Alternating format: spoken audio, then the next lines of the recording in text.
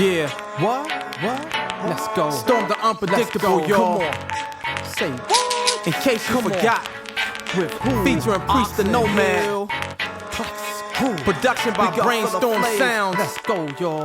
Merlin, DC, listen, yo. The pathetic nature of rappers infiltrating the rap industry is the reason upliftment is one of my main ministries. Using an intelligence quotient, number that rivals the same number of people at a TD Jakes revival with words that are viral, but possess the living component to bring your world out of its downward spiral. From the land of Cairo, I summon the power of the ancient Egyptian kings and warriors into my flow. Cause my style has evolved into a metaphorical classification that Solomon couldn't solve. My throat, that's a cryogenic chamber. All you rappers claiming you're hot when I spit it, your heat's in danger.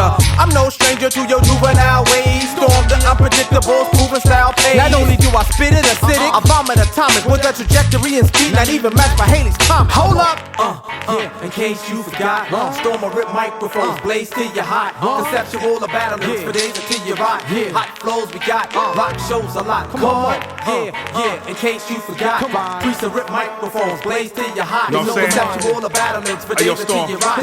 Hot flows we got, rock shows a lot. These rappers think Priest sweet because Priest's about building. I crack your forehead, then crack jokes and read just filming about it. So bad they gotta cut to commercial, and that's ironic cause your shit too commercial. I'm all light, I'm with the angel of death in all white. My crew like your first Easter suit, we all tight with it. And rep DC before the Wizards. Is it likely that Priest fall off? No, bite me. I focus with this sorta like old Tai Chi, rocking handcuffs. No one still a Joe like me. Klepto, let's go, wreck yo quicker. Adam Vinatieri on mic, the spit kicker. I'm all heart, yo flow barely hit the liver. So sit the back and watch the raps I deliver. Your crew hug jocks for a living, Priest rock for a living. To the break of day, get out my way.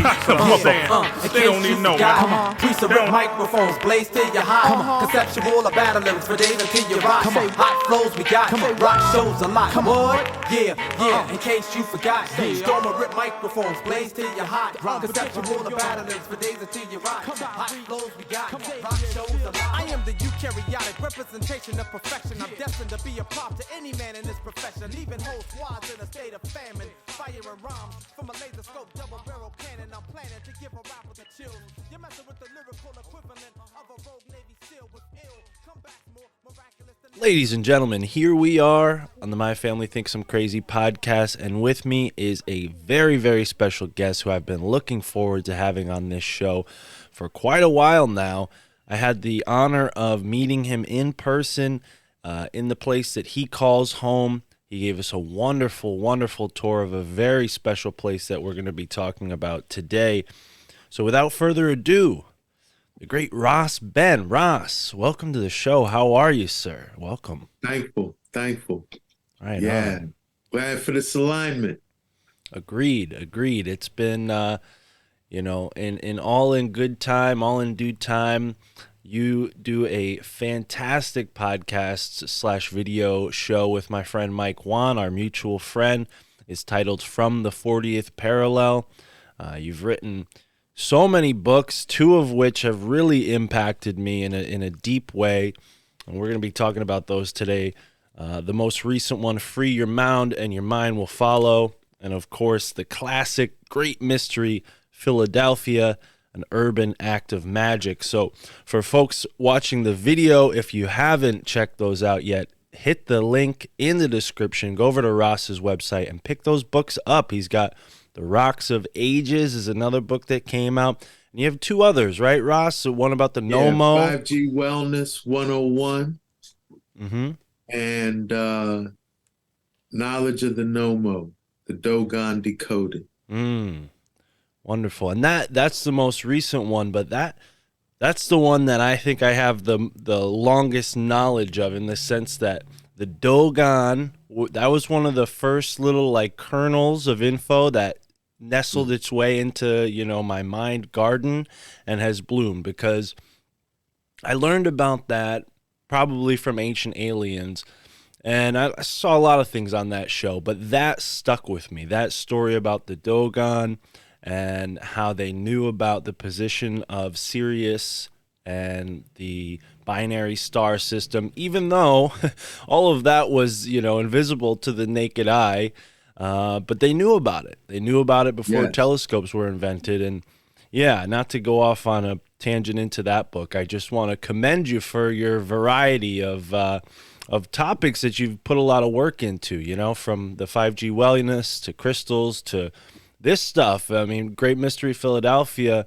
has inspired me to take a really close look at where I'm from, Connecticut, and dig into what's going on here and who founded this place and who were the movers and shakers back when this place got started. And I'm excited to get into that with you because you've done the work and inspired many people, not just myself, by doing just that, looking into where you're from and the history of this nation, right? So where do you want to start today, Ross? You want to share a screen? You want to let the listeners know, like, how this all started for you? You know, when did you first, because you're not originally from Philadelphia, you're from D.C., right? So From DC, and that, I guess that was the thing, you know, Philadelphia has more public art than any other city in the world other than Paris, France. So, DC has its interest in architecture and public art and all of that. And there is a elder down there named Tony Browder, and he would have what he calls Egypt on the Potomac tours, where he did his own decoding of what's ultimately, I guess, Masonic architecture of DC. You know what I mean? So he kind of put it in my mind to like pay attention. You know what I mean? And then when I came to Philly, oh man, it just seemed to me like what I was looking at in Philly was bigger and had, deeper mysteries than what I saw and was familiar with in DC, And as I would connect with the community here, and I would ask them like, hey, what do you think about, look at that, what you think about that, And they'd be like, I never even paid attention to it until you brought it up, But there was another brother. He's from Ohio. His name is Noble Ampu. And I think he had a similar experience when he moved here. He was kind of blown away by a lot of the things that he was seeing and began decoding. And he's actually the vanguard in this. He put out a DVD, and that, all right, so that's kind of dating it, right? It was definitely pre-YouTube, called Philadelphia Exposed, right? And we linked up around 2011, 2010, because you remember 11/11 on 2011, right? Yeah. There was like kind of this global people wanted to come together and honor the moment of oneness and invoke like a oneness, in humanity, right? So there were elders here in Philly who were like, yo, we have to do it here. We have to do something like that here in Philly. Because most of the other places in the world it was happening, it was like Machu Picchu and Great Pyramids of Giza and Sedona, places where they're kind of associated with being energy places, right? So these elders were feeling like, yo, we got to do it in Philly, but why? What is it that we got to have it here, right? So we all came together and started researching. We all had our lane, But what that did was that started a relationship with me and Ampu, where even after the event, we just kept researching, you know? And right, Philadelphia is known as Shaxamoxon, place where the kings meet. Penn Treaty, Penn Treaty Park is supposedly the place where, uh, that is Shaxamoxon, where the kings meet and where William Penn met with Chief Tammany and, you know, but my I should say me and Ampu's research, because he's kind of grown into other areas. He not only he may be based in Philly or have a base here in Philly, but he's not here that much, and his research has moved on to other things. He carried the banner and didn't let it fall and kind of passed it on, So our research showed us that geomantically, earth grid significance, historical, cultural relevance, it was the area in this land where the queens meet. That is called Nitibunk, which is basically 5 neighborhoods today. Germantown, Mount Airy, Chestnut Hill, East Falls, and Worcester. That yeah, man, this is like some of the most sacred land, even just as far as the global Mount Matrix, the indigenous of this land, the Lenape. This is where the queens meet, the Queen's Council. When you study Algonquin society, the language family of which the Lenape are a part of, Shechems, which are the kings, they're more a spokesperson. They're not a decision maker, If you really want to see how that plays out, because the Queen's history of Shaxamoxon and Lenape Hoken have kind of been wiped out, right? But we could study Pittsburgh and Queen Aliquippa when George Washington wanted to move his troops up into the Ohio Valley, coming out of Virginia. And he had to go through Aliquippa's land, Washington wanted to work this out with some, the Shechems, the kings of that land.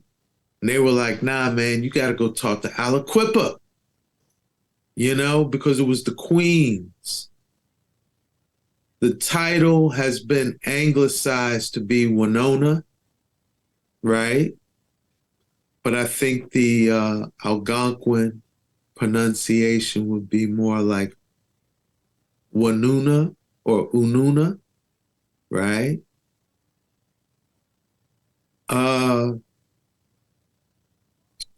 Yeah, this land is where the queens meet, man. And this is the real magic that Philadelphia pulls on, the city, what them call the city of Philadelphia. Yeah, and I'll seal up by tying it into the show me and Mike have been doing. The Order of the Rosy Cross, or the Rosicrucians, in their lore, this land has been deemed the 40th parallel in the wilderness. That's what this land is.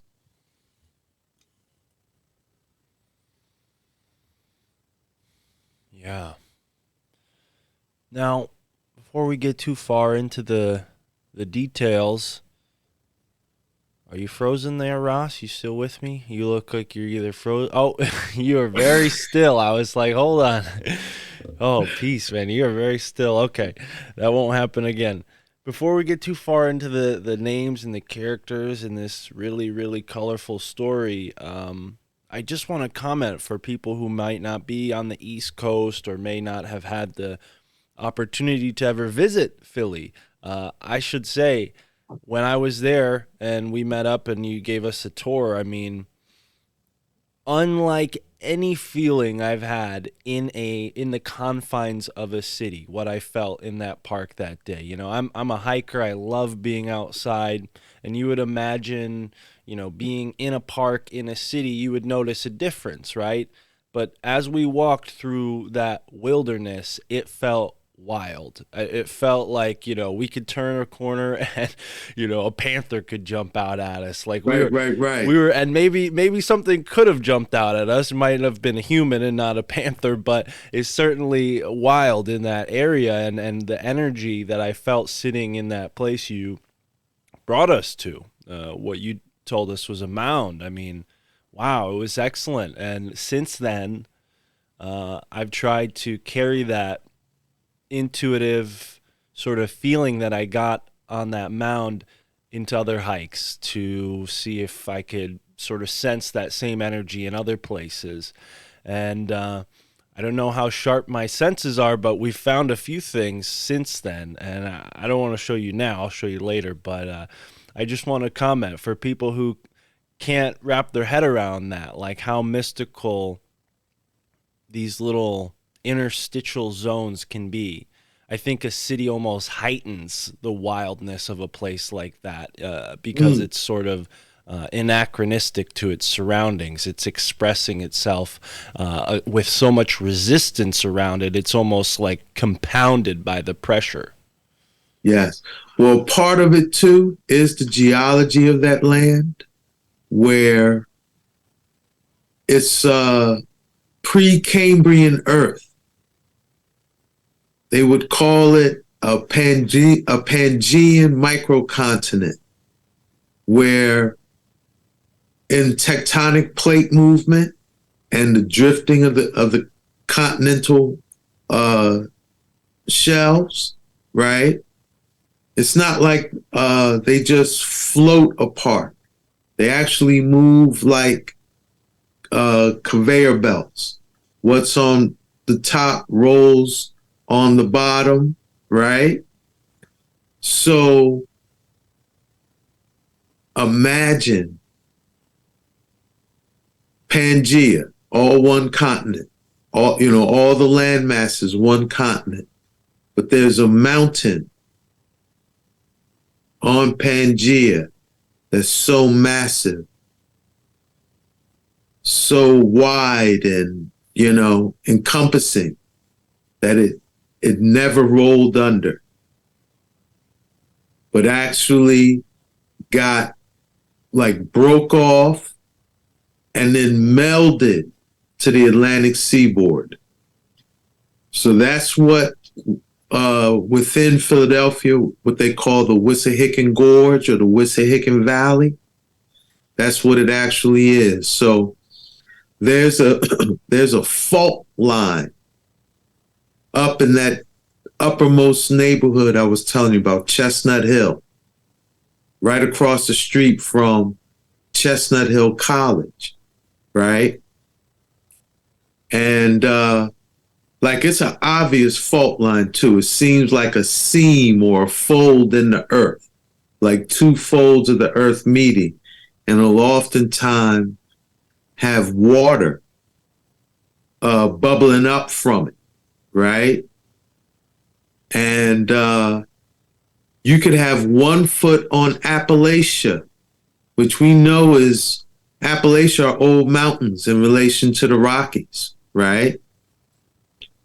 And you could have your other foot on this Wissahickon Gorge, this Precambrian Earth, which is, hundreds of millions of years older than Appalachia. And another evidence of it let's say we wanted to find the minerals of this region.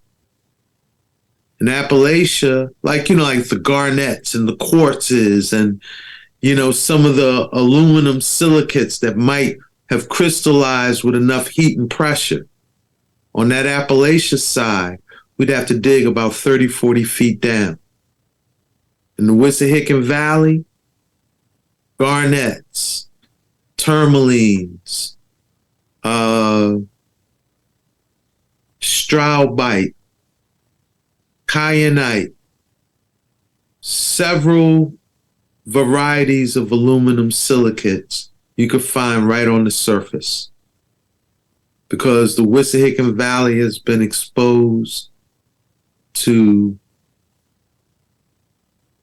X amount of millions. I don't want to tell you an exact number and be wrong, but X amount of millions of more years of erosion than Appalachia. So the 30 or 50 feet of earth you would have to dig down in Appalachia to find these crystals, that's all been eroded off in the Wissahickon Valley. And so this is where the queens meet. This is a Pangean microcontinent. So a lot of what you were feeling is walking on this ancient earth. And how it's played out historically, like the significance of it historically, this is where George Washington was consecrated. Okay? Meaning, because the U.S., birth of the U.S. was a rebellion against kingship, the leader couldn't be crowned, but they still wanted a divine anointment, some ceremony, some ritual in which, the omniscient, omnipotent, omnipresent one could put its blessing on the new leader, right? So, and this is all in Masonic lore. This is the place that the Wissahickon hold. They say the Wissahickon is to a Mason as the Ganges is to a Hindu. Okay, this is a part of Masonic lore. Okay, and the reason being, this is where George Washington was consecrated by one of the monks of the order of, the hermit, Johann Kelp. The Ephraim cloister, yeah. So that's how the Wissahickon is played out historically, and the significance of the land. Right, this Queen's meeting place. This is really incredible. I mean, we're given this sort of patriarchal vision of history, but you're absolutely right to point out that in Lenape culture, amongst most of the Algonquin tribes, it would have been a matriarchal hierarchy predominantly. There may have been exceptions, but for the most part, it was a society run by the council of women, of elders, and mostly women. So we have this sort of clashing of cultures as the New Atlantis plan, the Western design, unfolds. And Philadelphia seems to be the hot spot where, a lot of what created America took place. Like you said, the Wissahickon is to the Mason as the Ganges is to the Hindu. Well, what is the Mason's crowning achievement? Well, it's this, creation of British Israel, right? Or this new world order, this new Atlantis, right? This place where man can come and, sit back as God comes and brings his final judgment, and because we set up this land, taking the place of the Algonquin, we're supposed to be saved, right? Because in a lot of their minds back then, the Algonquin were the 10 tribes or the lost tribes of Israel, right? So there's this sort of connection syncretically there where they think, okay, we're going to come into this land, we're going to sort of swap out the inheritors of this prophecy so that we can inherit the prophecy. And you use a word that I think, $1 million word isn't used enough, and that is anathema, to make as if it did not exist. And what's really sad is you walk along really any city in the East Coast, and all that's left of the Lenape and the Algonquin people are, statues and memorials, casinos and powwows. We don't. There's no wigwams still standing. There's no ceremonial fires burning. It's just gridded mounds. So yeah, it's a tough history to really look at if you have even a small shred of empathy in your heart. And I know you have much more than that, but it's way older than just the Algonquins. I mean, this is something that happened to the Etruscans, right? Rome was initially built on the flattened mounds of the Etruscans, and then Britain did the same thing when they took over England from the Druids, right? So this is a sort of old process that's being brought from the ancient past into the future with the founding of New Atlantis. Yeah. Yeah. One thing you'll see here in Philly, and if you decode the public art, one of the biggest themes, because before I even say that, right, let me even back it up a little bit, and that Philadelphia is considered to be a museum without walls. Okay?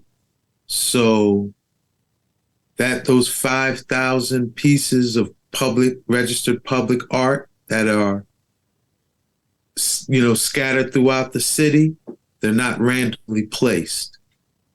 The relationship of the placement of the pieces of art to one another and where they are, they tell the deeper story.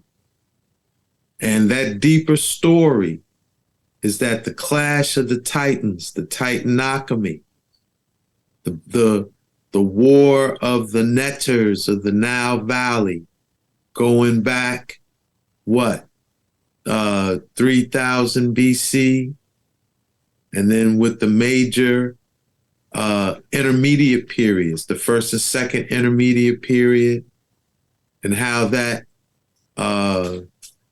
deteriorated into basically pirate rule in Greek and Roman times, and how that has played out to today.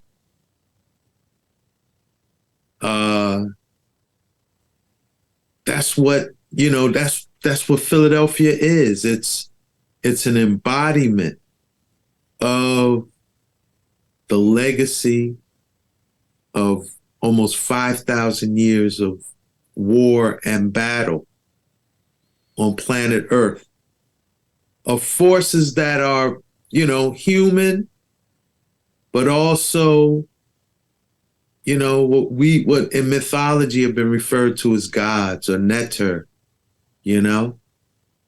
and Philadelphia is actually, if you read Great Mystery Philadelphia, the subtitle is An Urban Act of Magic, because it's through creating Philadelphia they've been able to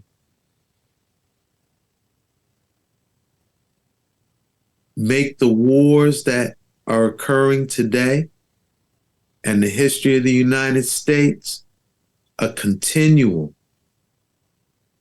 of the ancient Titanomachy, And so that's really the biggest theme you find in the public art. And I will just mention two historic characters that are very important in this. And we'll start with the Egyptian one. Okay, Ramesses II of the 19th dynasty. Ramesses II, and I even have some slides. Let me. You said I could share my screen. Yes, sir. You should be able to. Let me know if you have any trouble. All right, let's see.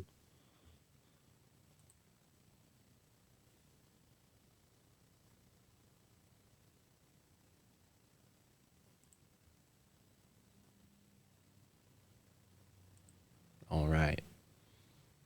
You got me? Yes, sir. I see your desktop. All right, lovely. Bang.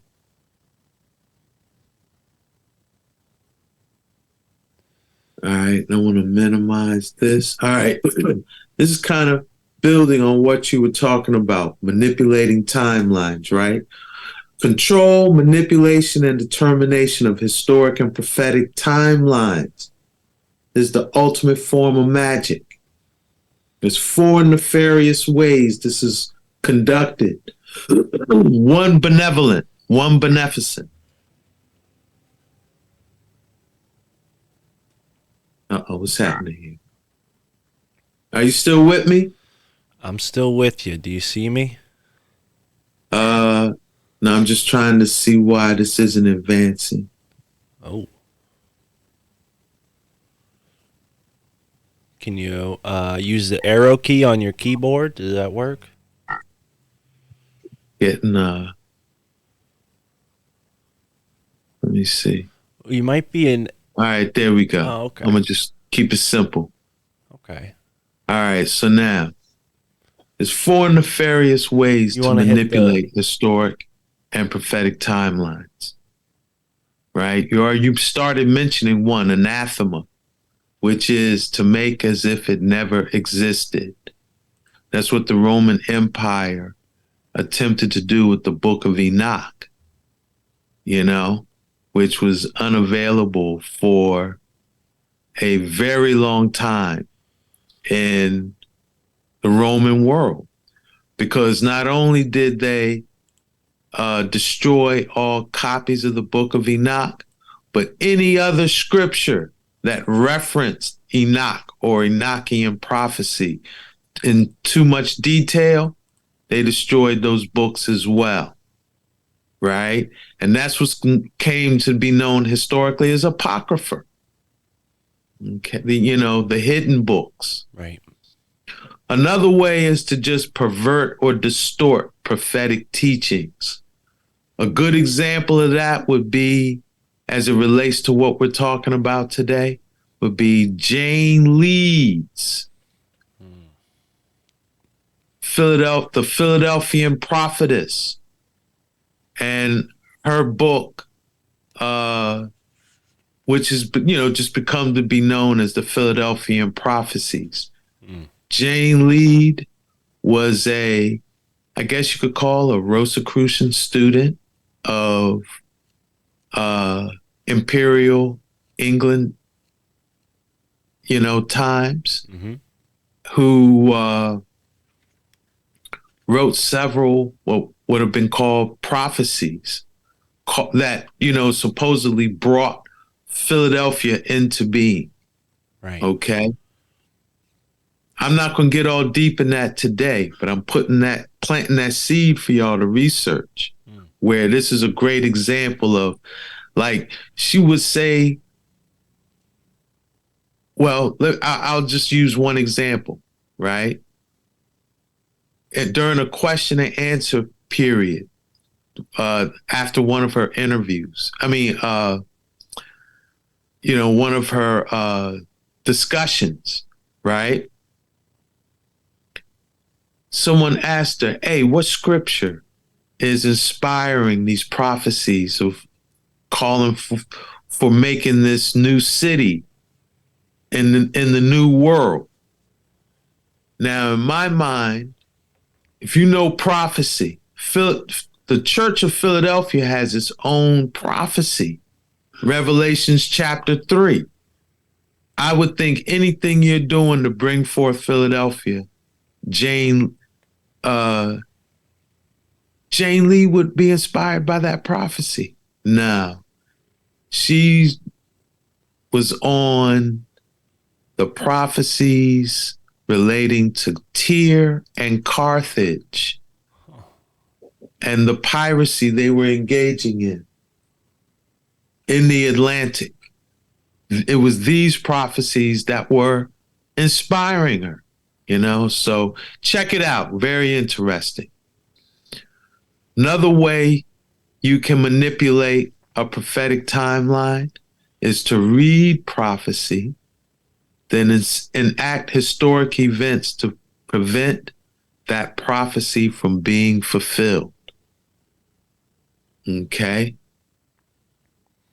The last one, which is the most relevant, read prophecy, then enact historic events that mimic fulfillment of the prophecy, but ultimately serves a different intention.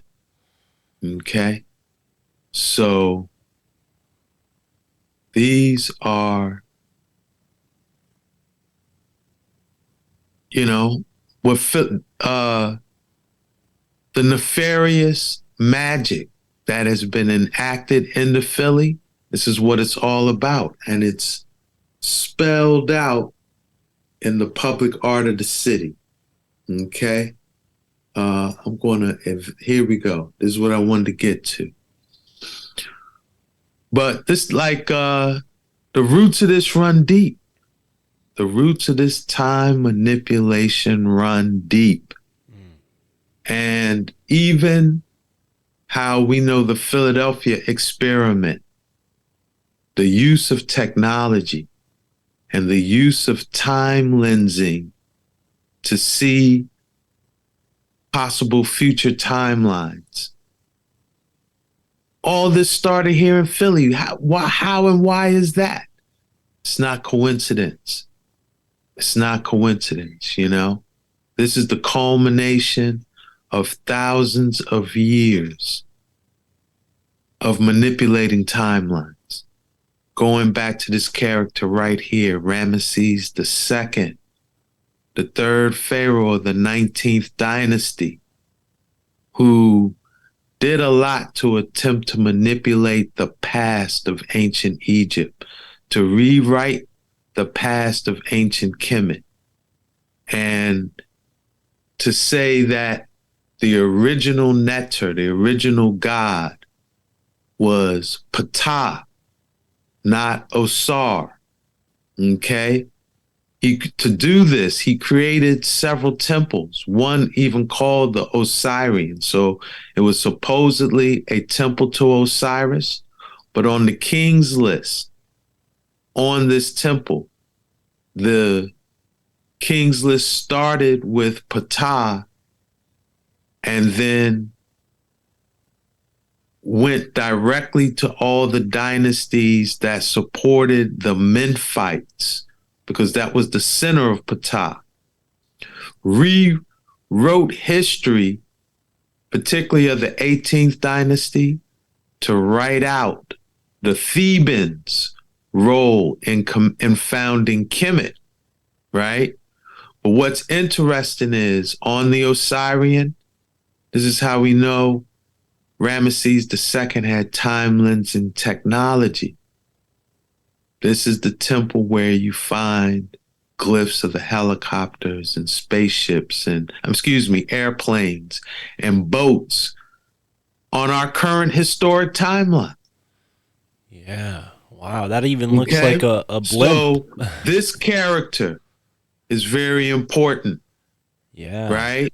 But now his technology seemed to have fallen in Ptolemaic times, Greco-Roman rule of Kemet fell into these characters' hands, the Dolphins, okay, under the leadership of Ptolemy Philadelphus, okay? Ptolemy Philadelphus is a very important historic figure. Okay. He was known as the dolphin, where we get the word dolphin or, sea mammal, right? Also, the idea of the Delphi, the oracle of the mother's womb, as well as Philadelphia, lovers from the same womb. Ptolemy Philadelphia's got this name from marrying his sister. Okay. And this was in Ptolemaic Egypt from about 283 to 246 BC. All right. So this dude married his sister, became known as the Philadelphia, right? And yeah, another important thing this character did was that, let me see if I can find it. Well, all right, well, here, we'll just point this out, that he was the sibling lover, married his older sister, Arsinoe II, and they were given the title of Philadelphia. All right.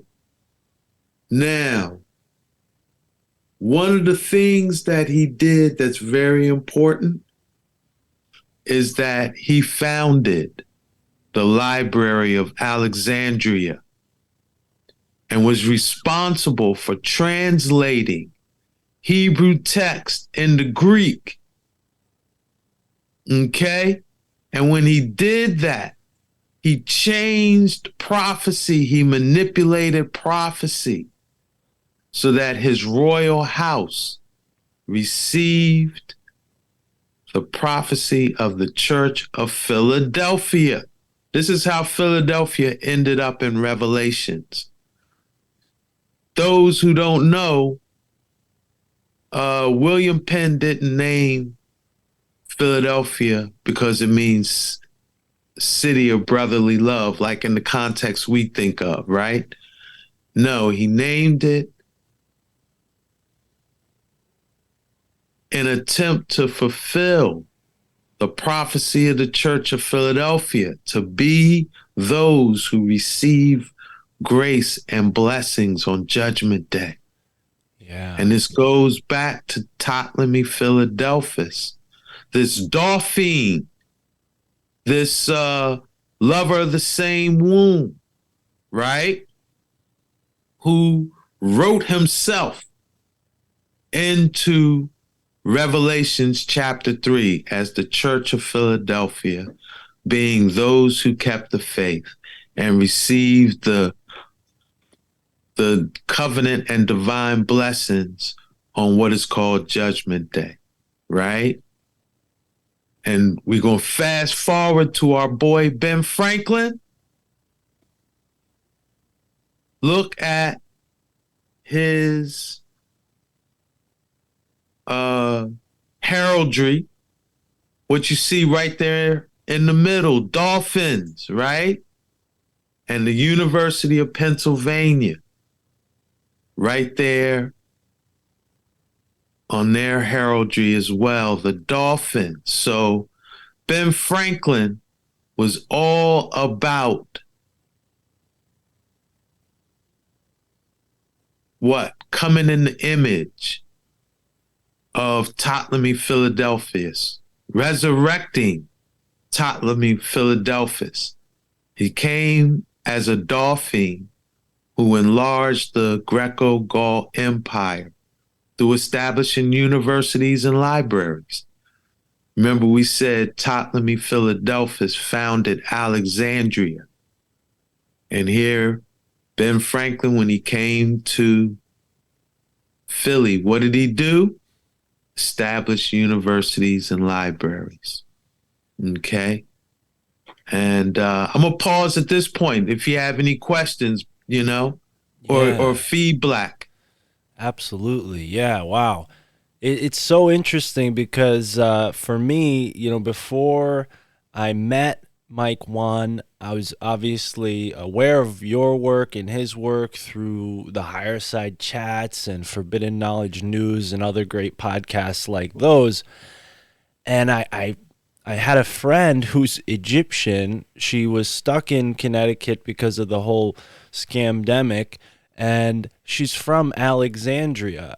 I gave her a ride to the airport in Washington, D.C., sort of condensing a long story short here.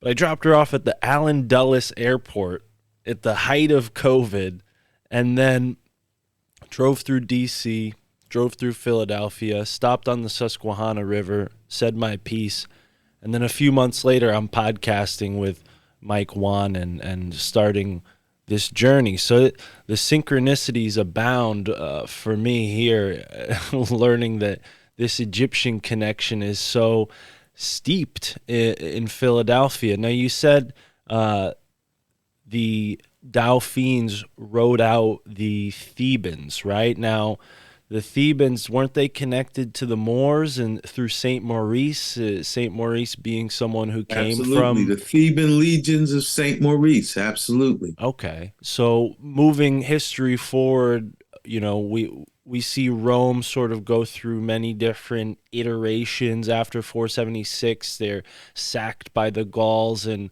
I think they're sort of rebuilt with Charlemagne and the creation of the Holy Roman Empire, right? And then you see this sort of power shift northwards towards Bohemia and eventually settling in Prague, where you write about how the Huska castle is like this, basically like, Tower Gate of to Babel. Or Gate to Hell, even better. Exactly. Yeah. And we have this exact sort of idea going on with the Benjamin Franklin Parkway being described as sort of the gateway to hell. And if you've ever been stuck in traffic on that road, it is certainly hellish. So, yeah. Well, the Rodin Museum on the Ben Franklin Parkway. And let me see if I can find those images, because I probably...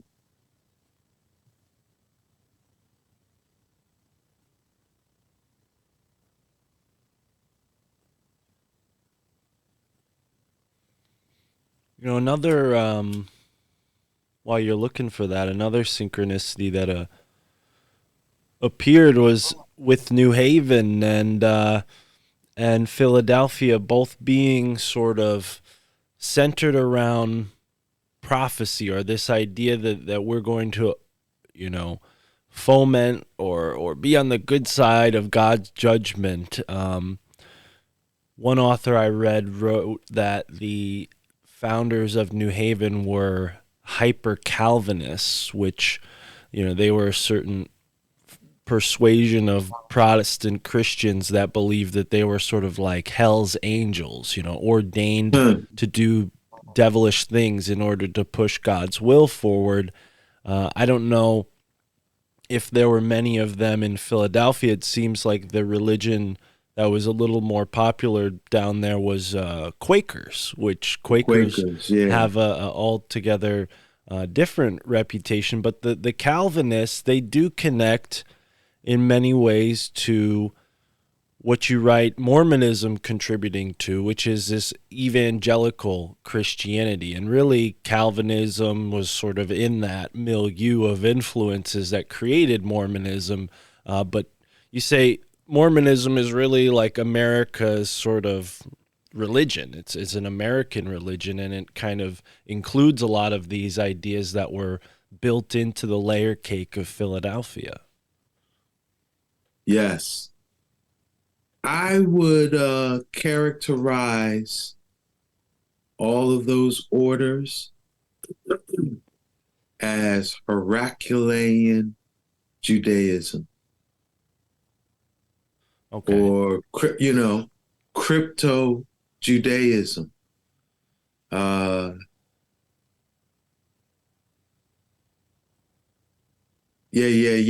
That, Right. And it does seem like... I know that there's probably debate, and rightly so. Should be debate about that, but that's what that's how I would characterize that, So I do have something queued up as far as the Rodin Museum, that is in Philadelphia, where the gates of hell are memorialized. And researching the gates of hell here in Philadelphia is what led me to Hauska Castle in in Prague, Czechoslovakia. I know it's probably got a new name, it's a new republic, but growing up, it was Czechoslovakia, so that's what's kind of stuck in my head, you know? But that is where the original gates of hell are. The Rodin Museum is memorializing Hauska Castle. The only other place I found it memorialized that, the connection to Hauska Castle is kind of undeniable because it's even an architectural replica of it, is the Gates of Hell in Paris, France. That's the entrance to the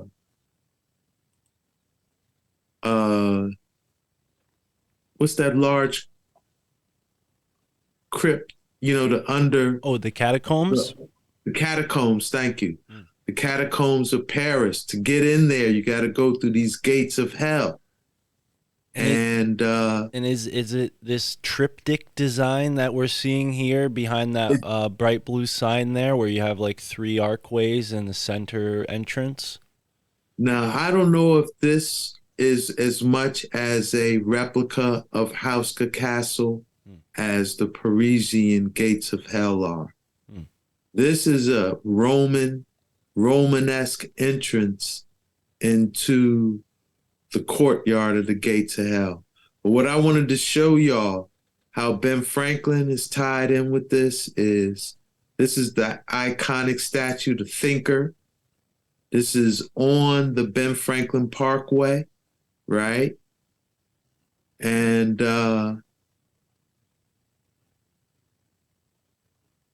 how do we know the Thinker opens up the gate to hell? Because when we look at the actual gate of hell, the Thinker, this is like the, can you see my cursor? Mm-hmm. This is like Earth. Everything up here is above. Everything here is below.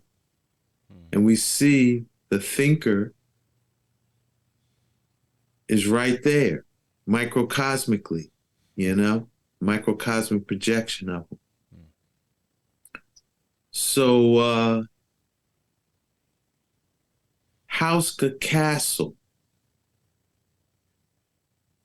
in the 1300s. Originally, I'll even just back up a little bit. Hauska Castle was built not because it was on a trade route or, they needed to create a fort that, were defending external invaders. There was a giant hole in the earth that entities would come out at night and terrorize the locals. So they built Hauska Castle over this hole to contain these entities within the inner earth, right? In the 1300s, for whatever reason, who knows, characters from Imperial Rome started having rituals in Hauska Castle. One of the most significant probably was Pindar spawning the 13 clans that I guess ultimately we would call the Illuminati, or, they've been known by many names throughout history. I think the most glaring example that you could research would be Vlad the Impaler. How, there was this guy, but he was different. This dude liked eating people and drinking blood. You know what I mean? Where did this character come from?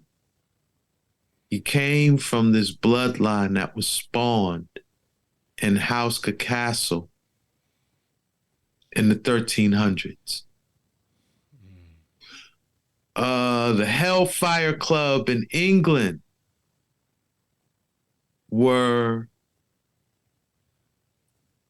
they was down with these boys, you know, what can we say? And of course, Ben Franklin was a member of the Hellfire Club. But I'm giving these details because apparently they were also conducting experiments in House Castle. And there's these legends that they would offer prisoners their freedom if they allowed them to lower them into the pit, into the hole, right? So they say at one day they lowered this one character and they heard him screaming, heard him yelling. They raised the platform he was on back up and he was gone. You know, there was no trace of him. They lowered another person down. And there were these sulfuric gaseous emissions that would come up. And they say these emissions were kind of intoxicating, right? So when they lowered the guy, they heard him start screaming. So they brought him up quickly. They didn't want him to face the same fate as the first one. So, of course, he appeared terrified, but he was also intoxicated by the fumes that he was breathing being lowered in there. And in his intoxicated state, he gave the vision for Philadelphia. What became Philadelphia? An industrial, urbanized center in, the West that would be what would open up the gates of hell to the rest of the world ultimately. Wow. And this is what supposedly inspired the Hellfire Club, the formation of the Hellfire Club, and gave them their ultimate mission to, and I think this ties in a lot. I heard you mention British Israel. Under the cloak and banner of British Israel, this is how the Hellfire Club manifested that vision. And because Ben Franklin was such an integral part of it,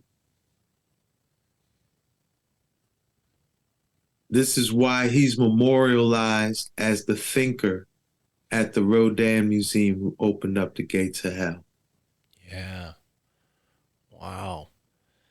Yeah, if I may jump in for a moment, the Please. really interesting connection to, all of this. I mean, there's so many, but for me personally, looking into New Haven, I found out Benjamin Franklin had an honorary degree from Yale University, and his friend Ezra Stiles was the 7th president of Yale University. He gave him that honorary degree. They both were members of the Society of Cincinnati, which you talk about in Free Your Mound. And Ezra is one of the first learned men in the New World, so to speak, to study the Kabbalah. He actually brought over a rabbi, one of the first rabbi in the New World, and they studied together in Providence. Ezra Stiles helped found Brown University, which is another Ivy League school. And all of these Ivy League schools are connected on this sort of ley line, and I believe it's right along the same fault line that we were discussing earlier.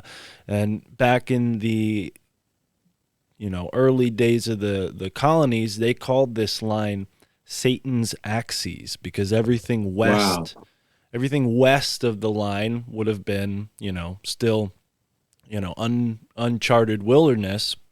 Everything east was seaports and settlements, right? So this Satan's axis has also been described by author Peter Champoux as the city ley line, because it goes all the way down to Teotihuacan in Mexico City. So all of these cities, Atlanta, D.C., Philadelphia, Trenton, New Jersey, New York City, New Haven, Connecticut, not Providence, but it's close enough, and Boston. They're all on this ley line. And what happens in these cities? I mean, and Baltimore too. I can't leave out Baltimore.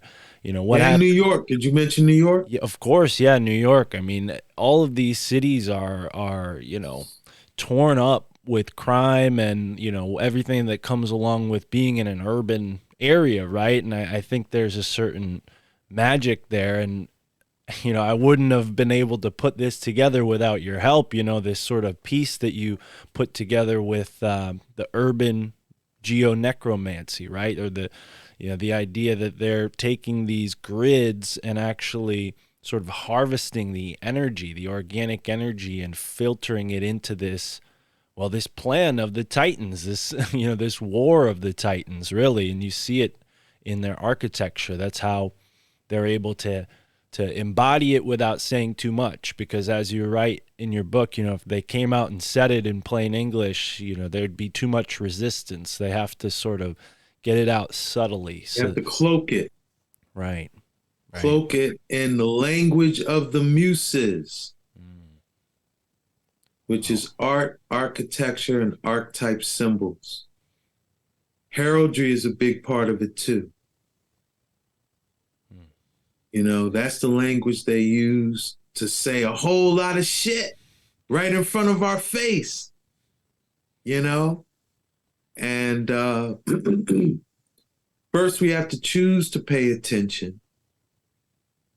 And then if we choose to pay attention, we still have a lot of research to do.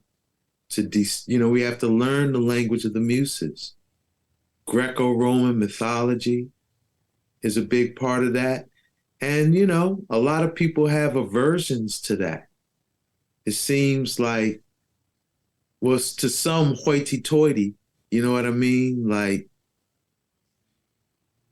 why would we want to study that? Then you got a lot of ones who, they want to study Kemet. They want to study ancient Egypt because they have a ethnic affinity with it. And then they feel that they should be polarized against studying Greco-Roman mythology. But it's the language they're using, So what we have to do is learn Greco-Roman mythology and then make the syncretic connection to the Kemetic nectar, because that's really where they're played out. What they call the Titanomachy is the Greek accounting of Kemetic history. We do our best to attempt to decipher all of that in the Great Mystery Philadelphia. Like, okay, we see all these Greco-Roman deities in a pediment on the art museum. Right at the pinnacle of the steps, Rocky Balboa runs up, right? Yeah, man, we need to be able to, like, what are they saying with this?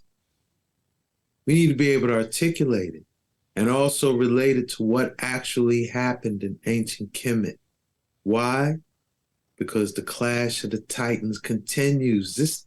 They see what's going on in Philly and in all these cities and, the United States' role in history, world history.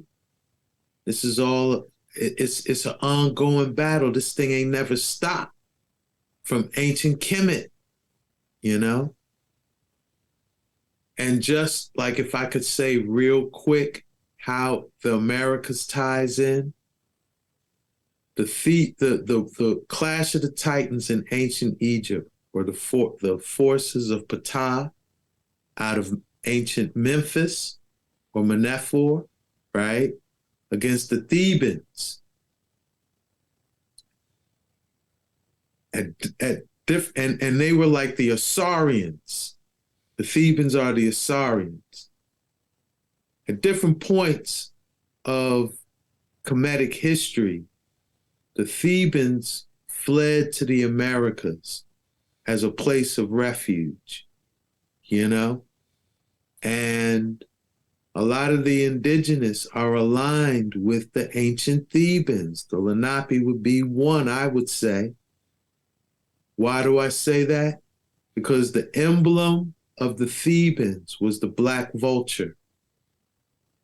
And we know the importance that the blackbird or the black crow holds in Lenape tradition, right?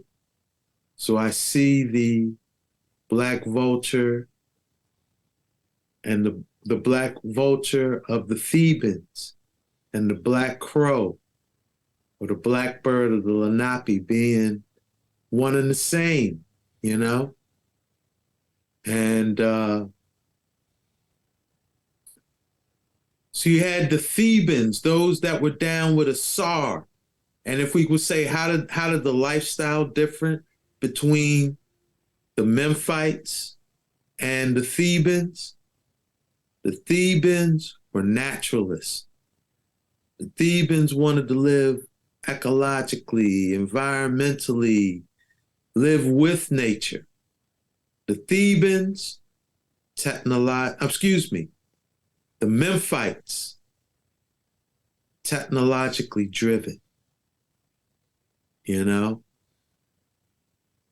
So Ptah, Ptah is the craftsman, the smith. And his partner was who we know biblically as Baal. And Kemet was known as Harashah. But all of these Netta were aligned with the Memphites. And the Greco-Roman Prometheus is the Kemetic men who Memphis is named after.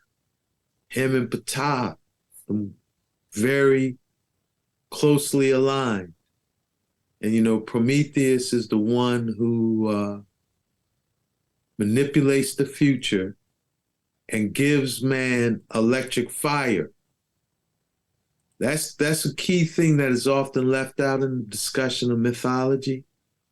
That Prometheus didn't just give fire, like kindling fire to humanity. No, he gave electric fire, electricity, the technology of electricity to humanity.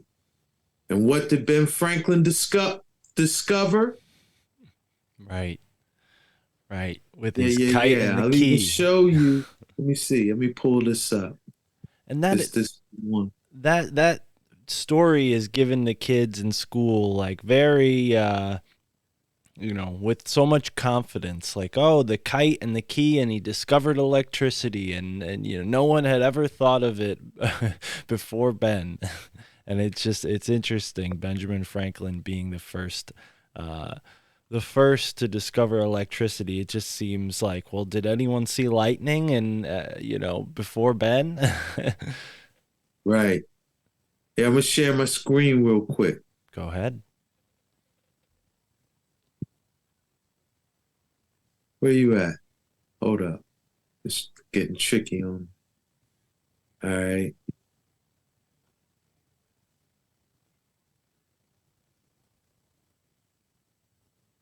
All right. You see my desktop? Mm-hmm. All right. Mentioned the Society of the Cincinnati, right? Mm-hmm. They created this statue here at Incan's Oval, which is explains some of the deepest mysteries about Philadelphia. Okay. But one of them, the one we're talking about, is the idea that Ben Franklin got the electric fire from Prometheus. This is a side panel on this statue right here. And if you notice, these are characters kind of embodying agrarian society. You see the cat with the wheelbarrow. They got some, you know, Soldier what would you types. call it? Like game and dogs, animals, Hunters, yeah. husbandry. Mm. Woman's carrying her own load, right? And they all are going in one direction, right? They all looking one way, going one way. But something else got Ben Franklin's attention. What might that be? This right here. What Ben Franklin is staring at is a very important statue. You could tell its importance in the fact that it's centered in the courtyard of the Philadelphia Museum of Art. These are the iconic Rocky steps everyone runs up, right? And what is Rocky Balboa running up to?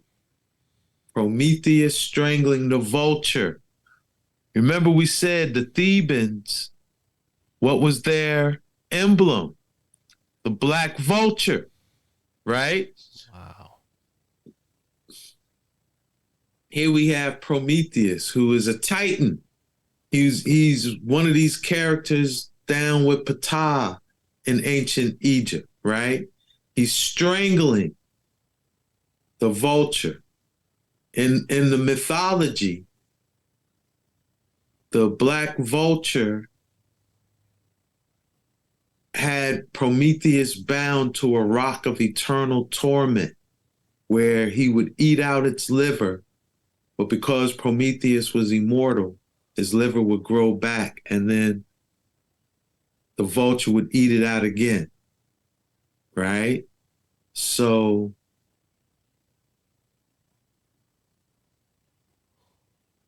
And when was this sculpture, when was this made? the artist is named Jacques Lipschitz, and Because it probably looks out of style compared to the other ones. Like it seems more of a modern sculpture. it is a modern, absolutely. Jacques Lipschitz is also responsible for Spirit of Enterprise. If you've seen some of my other videos, the one with the dude with the giant penis ejaculating the eagle, Jacques Lipschitz must have been plugged in, man, to the deepest of mysteries. Well, it's funny. Philly. It's funny you mentioned that because there is I don't know what you would call this, a local legend or sort of, local lore in Philadelphia that Penn's treaty from, I think when you're facing the east, he's holding it in a way that it looks like he's holding his penis. So some, maybe the teenagers call it Penn's penis. And I don't know if it was a video of yours or someone else, but they were sort of looking into that and thinking maybe this is, maybe there's something more to this. It's not just a joke that he's holding his, treaty, this piece of paper in that position. Maybe it's alluding to something, maybe fertility, maybe it's a joke, I'd have to explore that. I'm not. And what statue is this again? In Center City, right at the, the Penn standing atop of City Hall, I believe. I'll check that out. Yeah, I have to check that out. Yeah, I wouldn't be surprised. Yeah, I'm trying to see if I have that Spirit of Enterprise image on this slideshow. I don't think so. It's funny. The first time I ever went down to Philadelphia, a friend of mine moved down there, And this was before I listened to you on a podcast. I was just sort of kind of new to a lot of this stuff back then.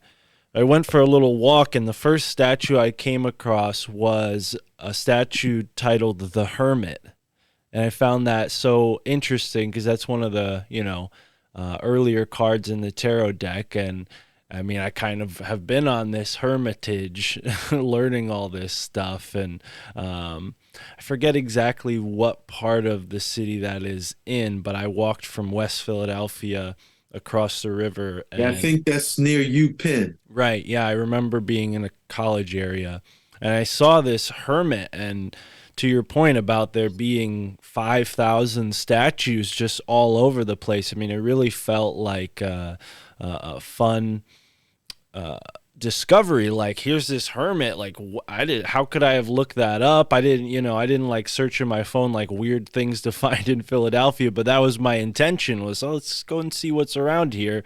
And the first thing I find is the hermit. But when it comes to New Haven, there's another connection, and we're talking about Egypt. So I wanted to ask you about Hermes and where he stood in the Ptolemaic sort of worldview. Was he an important figure, Thoth, to this group of Thebes?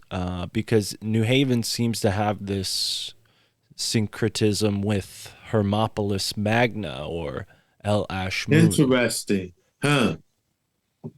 Yeah, well, Thebes, what is called Thebes, is actually a collection of about 2 or 3 temple centers, right? One of them being Hermopolis. And in the clash of the Titans, they say Hermes is neutral. He hasn't taken a side against the Thebans or the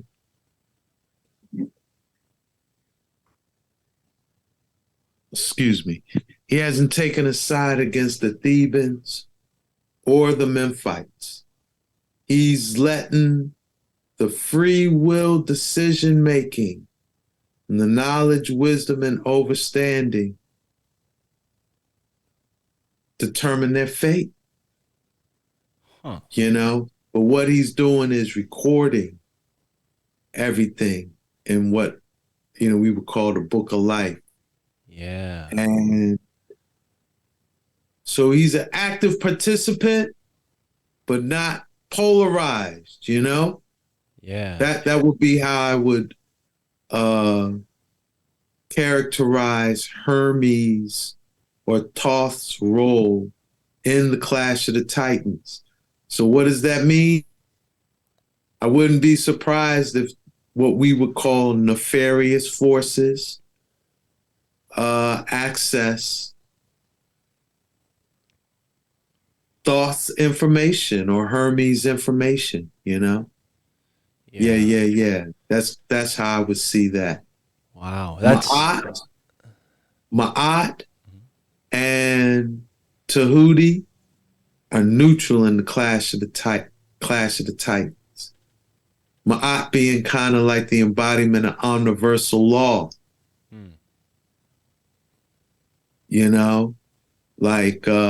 Like the elements. The elements don't choose sides on this either.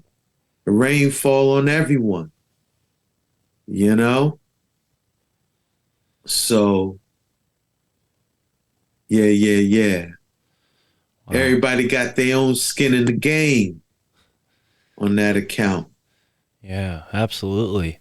And I hope I made the point when I pulled up these images. Let me just make sure I made this point, because I showed what Ben Franklin was looking away at something, right? Mm-hmm. And that he was ultimately looking at Prometheus. Remember that panel I showed you where everyone is moving in this agrarian direction, but something else got Franklin's attention. What is it? It's Prometheus strangling the vulture, right? Right here. So what does that say? Hey, it was Prometheus who gave Ben Franklin electricity or electric fire, you know? Right. And yeah, I just wanted to make that point. Yeah, it's Make sure I clearly articulated that what the public art, this is again how these Clash of the Titans continues, where the Memphites, the technology driven of Kemet,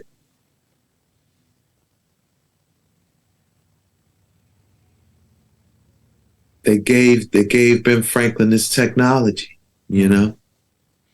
right. And now we see Freemasonic groups like Memphis and Mithraeum, right? I think that's the name of this, the order of Memphis and Mithraeum. We have Memphis, Tennessee, where they have this great big, I don't know if it's a casino or what, but it's a pyramid-shaped building. Certainly seems like they've kept these very ancient dramas alive. They're carrying them forward into the present, and to fulfill prophecy, I think so. I mean, it really seems like that's what. But to manipulate historic and prophetic timelines. Right. Well, and to bring it back to Penn's time, we have this age of prophecy going on, right? In the 1600s, the century before, during when Philadelphia was established, but before America became America, you had this whole group of people who were sort of feeling a newfound revelation. At the same time, many people who were becoming disillusioned with the church. I recently interviewed a guy named Ronnie Pontiac who wrote a book called American Metaphysical Religion, and he says that at that time, I think mid 1700s, there was only about 15% of the population going to church in the United States because, times were tough and people had to be out working, doing things. Not everybody went to church, but my point being that there was a sort of religious energy in the air. People were sensing something coming. They had this belief that they were in the last days, and guys like Penn and for the Native Americans, there was Hiawatha and the nameless one, who saw this new change coming, right? This prophecy, whether it was native prophecy or Christian prophecy, people were experiencing this sort of religious sense of what was to come. Yes. Well, I think that's tied in with a key character that you had mentioned in the email, Elias Boudinot. He was a founding father. He was president of one of the Continental Congresses. I think he was president of the Continental Congress during the Revolutionary War. Okay. He wrote the peace treaty for Great Britain and the United States. Right. And it's a very relevant treaty because I think it set the stage for the massive debt crisis the United States is facing right now, where we hear Congress saying like, oh, we got to raise the debt ceiling. Where did all that come from and who we owing all this money to? Right. Sad to say we have to take it all the way back to the founding of the nation and Elias Boudinot, who kind of set the stage where if our money, and I heard this on Rich Poor Dad,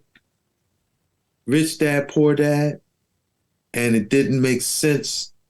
This thing with Elias Boudinot didn't make sense until I heard that, where the author Rich Dad Poor Dad says money is debt. We shouldn't look at it like an instrument of currency more so than an instrument of debt. And that's what Elias Boudinot did. He created this as an instrument of debt, meaning our currency would have no recognition on the international stage unless we use it to pay off war debt. You know? And so that was written into the peace treaty of the United States and Great Britain by Elias Boudinot. Wow. But another thing that he did was he kind of made it national policy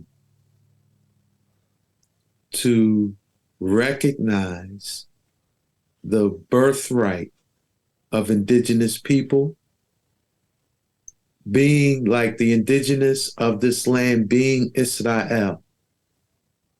And that these were the ones who, through divine birthright, can enter Jerusalem, and to incorporate that birthright and that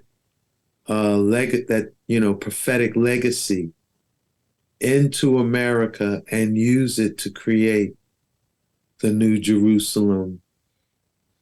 And this kind of, when we see why, and this has become relevant today, right? Where Biden, what is driving this dude's foreign policy?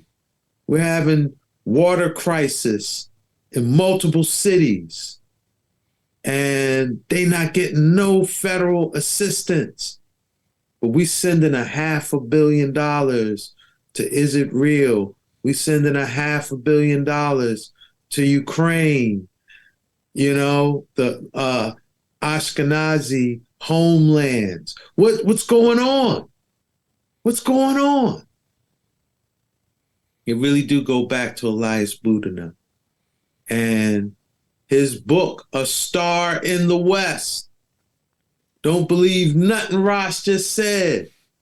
Get that book yourself and read it. That thing is, and this, right.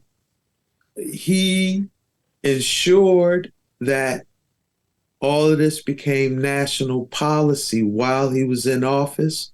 But to just close it off and tie it in with your initial question, what did he do when he left office? He founded the National Bible Society and spawned so many, I guess what we would call evangelical orders and, orders that are,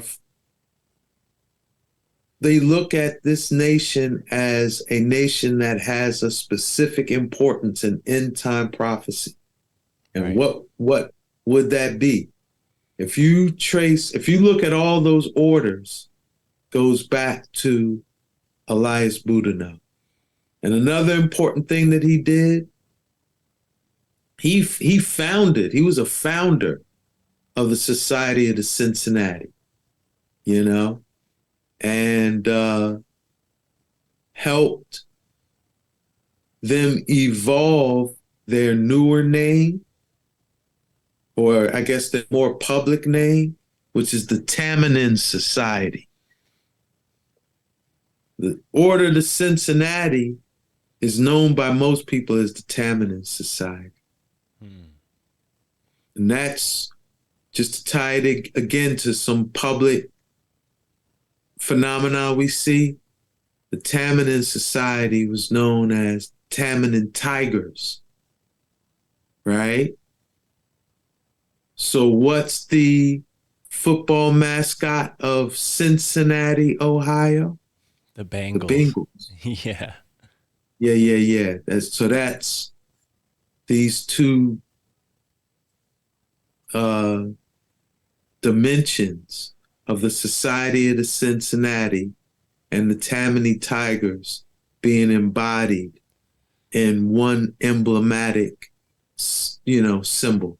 Well, that and, being up here in the East Coast, I mean, Tammany Hall was famous for its corruption. You write about that in the book, and I recently was Hold speaking. on 1 second, man.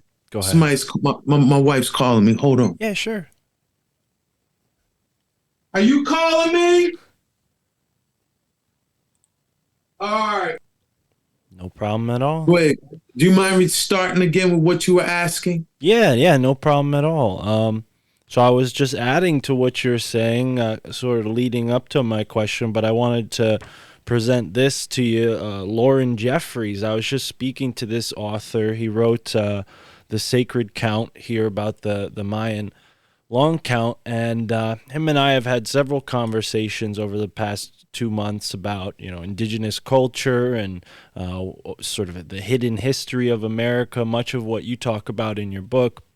And he told me about Tammany Hall and its importance and how it came back to this gentleman, Tammany, excuse me. But I find it ironic that, Tammany Hall kind of evolved into this very corrupt system that New York State has really been iconicized with. Like, I mean, if you think about New York City, what do you think about? You think about the Big Apple, you think about crime, you think about Rudy Giuliani, you think about the mafia, the mob. And even to this day, New York is very much run by this sort of mob politics. So it's just fascinating how these things just didn't come out of anywhere. And Tammany Hall was responsible for immigration policy in New York, Ellis Island, bringing in certain groups of people from Europe into New York City. And again, that's a big, huge part of American identity. I mean, so many Americans, when you ask them where they're from, they have some sort of Ellis Island story, like, I'm an Italian immigrant or an Irish immigrant, or, so on and so forth. And I think that was all sort of planned by these orders, like the Society of Cincinnati, to bring a certain, groups of people into this new land to help, rewrite history and write the Algonquins out of history, really. Yeah, because, I think we have to take it back. Well, who are the Ordered Society of Cincinnati, it's tied in with the idea, again, how when this nation was founded, it said it should be no crown. We already talked about that, right? Like George Washington, he's not going to be crowned king. But there should also be no inherited nobility, meaning regardless of who your father is, your father could be a prince or whatever of some bloodline, right? You shouldn't inherit public benefits just because of who your father is. That's a principle this country's founded on, right? But the officers of the American Revolution and their French counterparts, they felt like, we fought to make this nation, to birth this nation. We should have some birthright. So they founded the Society of the Cincinnati. And that's what it is. It is, if you are a descendant of an officer, not just a foot soldier, but if you are a descendant of an officer of the American Revolution or the French counterpart, because, the French basically sponsored the American Revolution. If you were an officer in the French legions that came and fought over here, like Lafayette, right? Would be a good, obvious example. Then you got birthright to certain things, man. That's who the Society of Cincinnati is. And Boudinot took that birthright a step further by making them the Tammany Society, named after Chief Tammany, the signer of Penn Treaty. They made him the patron saint of the United States, right? And members of the Tammany Society, like they consider themselves the true Americans. That they, by birthright and their legacy fighting in the American Revolution, they can be the behind the scenes decision makers of a lot of things that go on in this nation. If you look to see who's on utility commissions, who's creating hydroelectric and, industry scale decisions that are going to impact the nation, more often than not, it's going to be someone in the Society of the Cincinnati. Who gets to come in the country? Who's setting immigration policy? Ellis Island. Who's running Ellis Island and bringing ones in and kicking others out and all of that? Society of the Cincinnati, these Tammany Society, So they're not a secret society because they do everything. What you can Google the Society of Cincinnati or the Tammany Society and get everyone's name going back forever, since it started. So they're not a secret society. Everyone who's in it. They even have some honorary memberships. For example, the Bushes were granted honorary membership into the Society of the Cincinnati. That says a lot to me,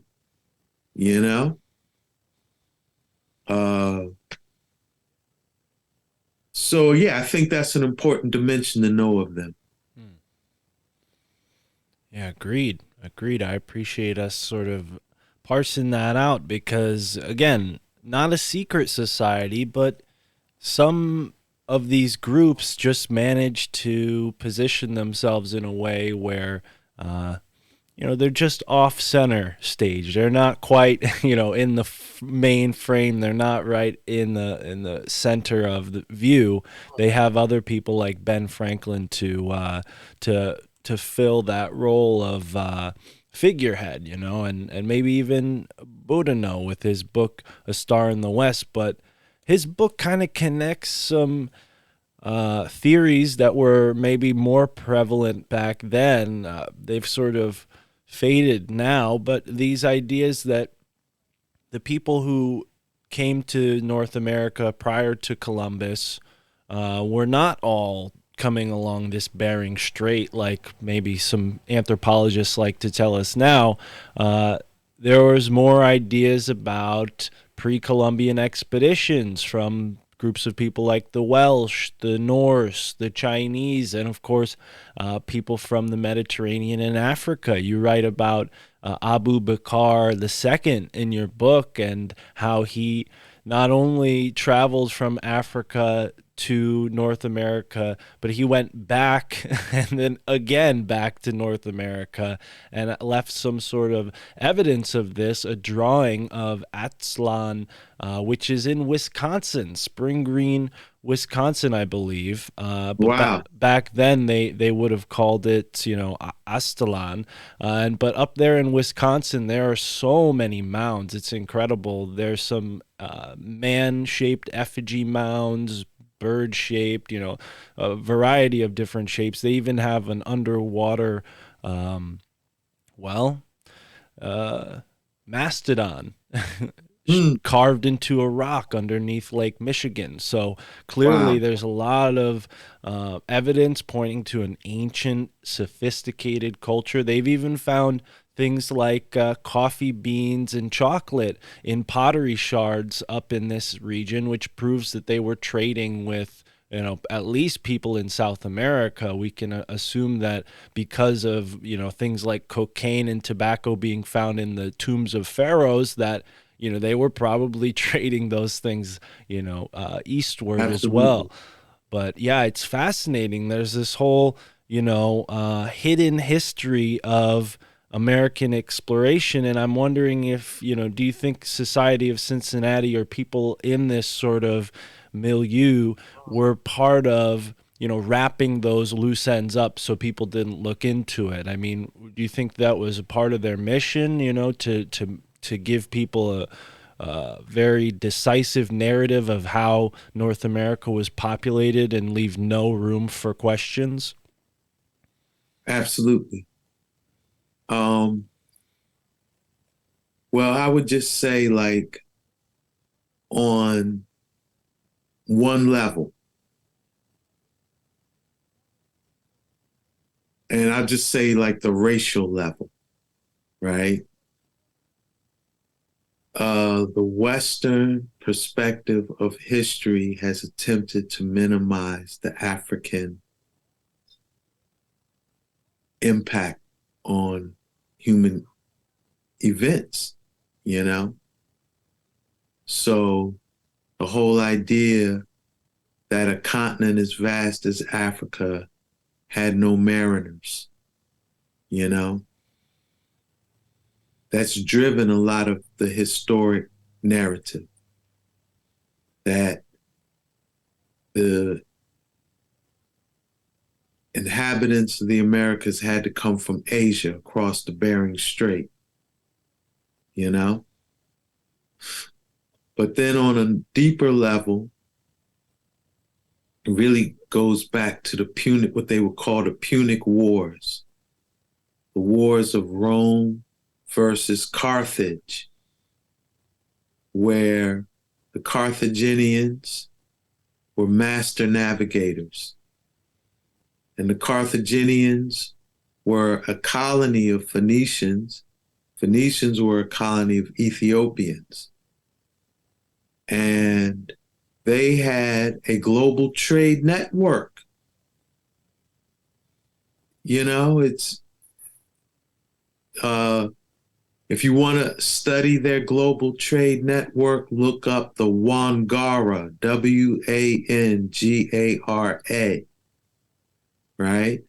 That would be a title of the kings of Mali.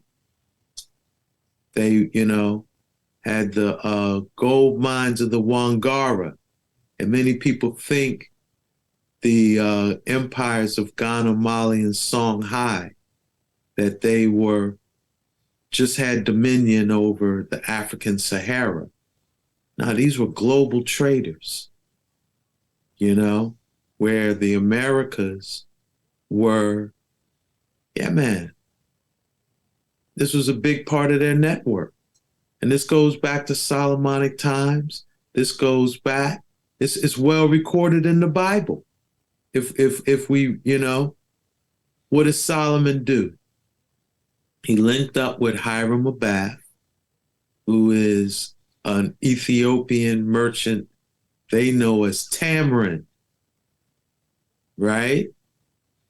And Solomon gave Tamarin the choicest ports of the Mediterranean, okay?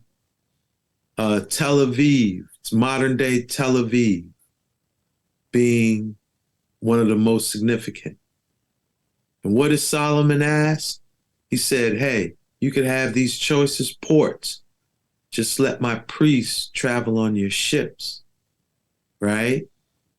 And Tamarin, or Hiram, he had a fleet called the Fleet of Tarshish. And if we know where Tarshish is, that's what we call today the Rocks of Gibraltar. They're the mouth of the Mediterranean into the Atlantic, right? And Hiram's Fleet of Tarshish would go on 3-year voyages in the Sea of Tarshish, which is the biblical reference to the Atlantic Ocean. Where are you sailing to in the Atlantic for 3 years? You're not just going to Great Britain and back or Libya and back. Nah, you're circumventing the Americas. And they had a northern, they could follow the north wind up through the British Isles, Iceland, Greenland, and then they're in Newfoundland, you know, or they could sail down to the coast of Africa off of like where modern day Ghana is, modern day Nigeria, and catch the trade winds that would take them straight to the Caribbean, right? That's the trick with Gibraltar. If you just leave out of Tarshish or Gibraltar and try to travel the Atlantic, you're not going to have the sea currents or wind patterns that'll make it a graceful trip. You either have to sail down to the coast, west coast of Africa, near where the Niger Delta is, or you got to take the north winds. And these were the Carthaginian trade routes from ancient times. We got to study the Punic Wars to get a good understanding of that, because the Carthaginians' primary goal, their major strategy against Rome, was keeping them out of the British Isles so they couldn't access the north wind, and keep them contained in the Mediterranean so they couldn't access the wealth of the Americas. So the Carthaginians have been sailing to the Americas from Solomonic times. We can document, right? And they evolved by like medieval times into two competing trade federations. One I already mentioned, the Wangara, right? This was that Ethiopian, Phoenician, West African international trade network, okay? Who, because of the destabilization of the Nile Valley, they centered themselves in the Niger River Delta. And these are the empires we know, again, as Ghana, Mali, and Songhai. Those empires weren't just regional, they were global, you know? This was the, what they called the Silk Road in medieval times, you know? The other trade collective were called Radanites. Okay? They were based, and the Radanites were basically post-Roman, after the Roman Empire collapsed in 476, right? And was resurrected in 800. What was resurrected? The Radanite merchant trade network. And that's why they were running the Crusades, and Columbus, you know, Columbus is a Radanite. Why didn't he know what was across in the Americas? Because the Wangara was keeping them out. And it wasn't until the Wangara network lost control of Gibraltar, you know, the Moorish collapse of Spain, that you have Columbus and these Radanites being able to explore the West, you know? Mm. And I would say that's a continuous way, continuous, y'all get the idea what I'm trying to say, of the old world and the new. What we, in our minds, is the old world and the new. Right. The Americas have always been in touch with the old world. It's just a trade network that was oppositional to Columbus and them boys, you know? And that's why you find Phoenician archaeological evidence throughout the Americas. Copper mines up in the Michigan area you was just talking about. Right, in Lancaster, out by Mike, they find Phoenician writings.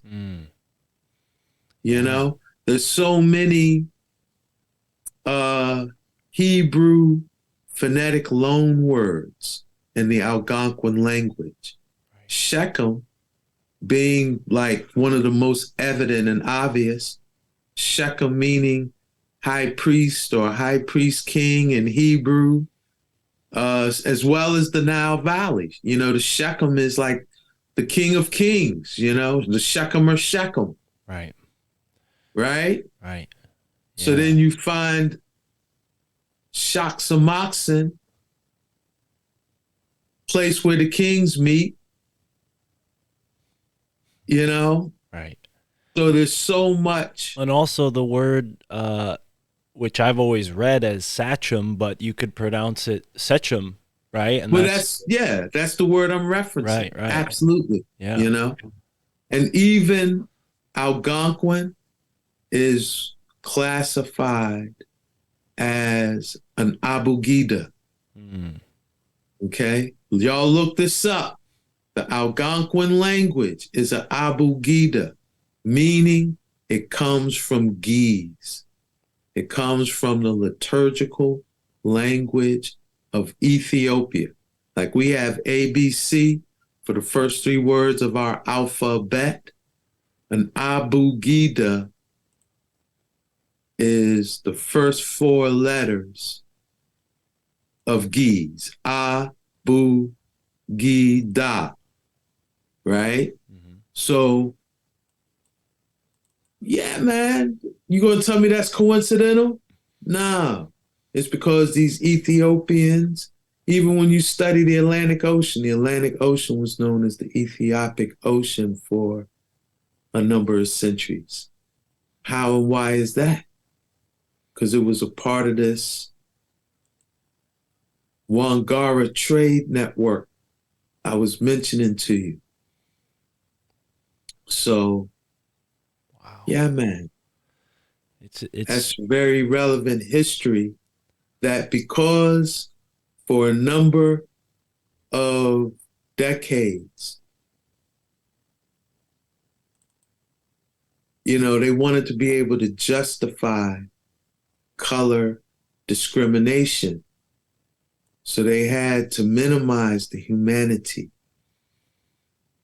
of ones, you know, and say they don't have no place in history. They're not responsible for nothing, you know. They was just running around straw huts waiting to be picked up, you know, and exploited is the narrative they wanted to tell. So all these dimensions of history had to be erased. Right. You know? And yeah. But like I said, I watched some of your shows. I see y'all are coming with you're dismantling that angle, that historical narrative. And yeah, give thanks, you know, because if you really want to know the fullness of the story of the Americas, yeah, you got to open up your mind to the reality that Ethiopians, Carthaginians, West Africans did a lot to shape the history of the Americas.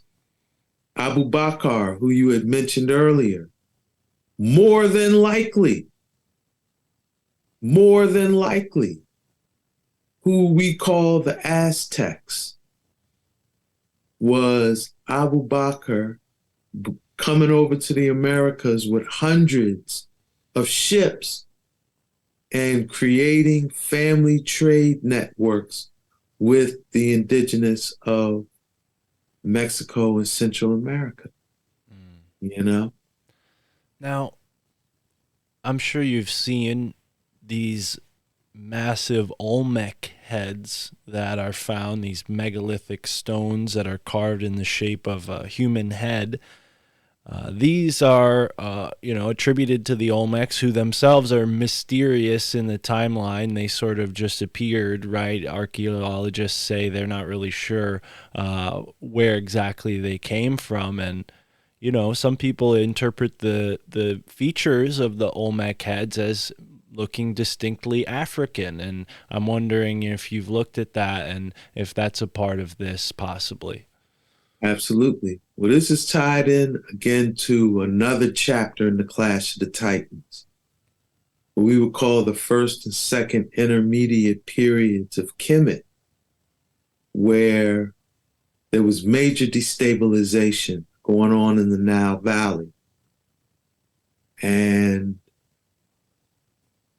it caused the Thebans, the Assyrians, to seek refuge in the Americas. So I don't know if I would call it a theory or opinion, my angle on it is that where Olmeca came from was the Nile Valley during the destabilized periods, right? And specifically the 17th dynasty during the second intermediate period, okay? So this is the bloodlines who founded the 18th dynasty, the ones that are considered the restorers of Ma'at and Kemet, the ones who righted a lot of the wrongs. And, the Thebans. The Thebans are the Grecian Olympians, and they're the biblical Israelites. Okay? And I think historically who they are is Olmeca.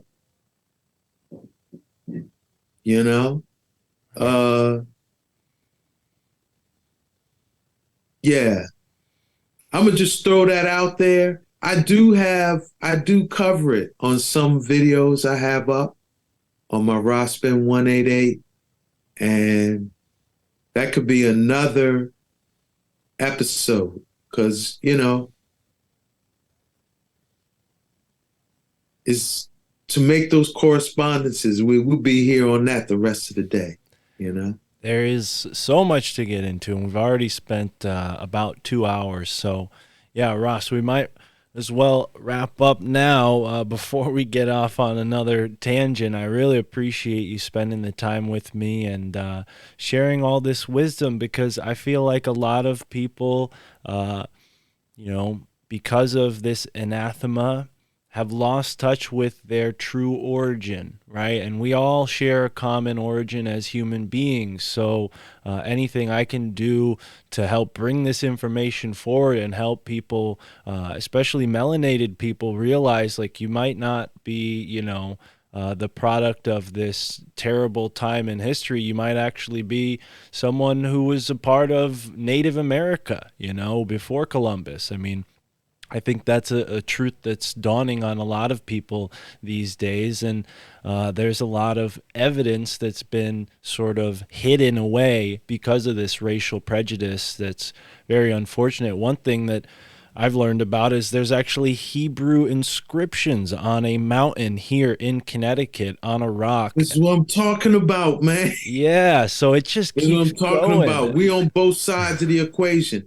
And my thing is, we got to think both and as opposed to either or. Right.